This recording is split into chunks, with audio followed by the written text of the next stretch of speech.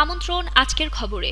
আজ ২৭ ফেব্রুয়ারি ২০১৬। খবর পড়ছে আজ মেইন আক্তার। লুলিয়াকে চুমু খেতে গিয়ে ধরা পড়লেন সালমান খান।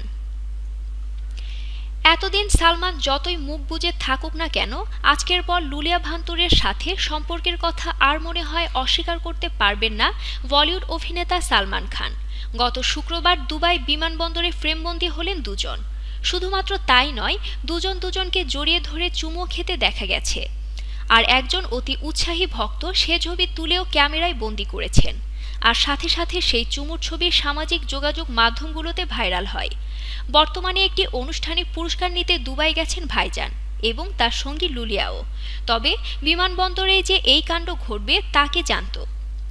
আগামী দিনে কি সত্যি বিয়ের পিঁড়িতে বসবেন এই জুটি?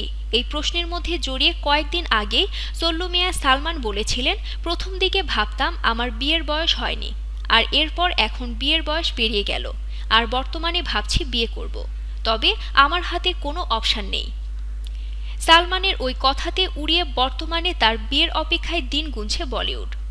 আজকের খবরের সাথে থাকার জন্য ধন্যবাদ। প্রতিনিয়ত দেশ ও বিদেশের সমস্ত খবর পাওয়ার জন্য ভিজিট করুন www.ajkerkhobor.com।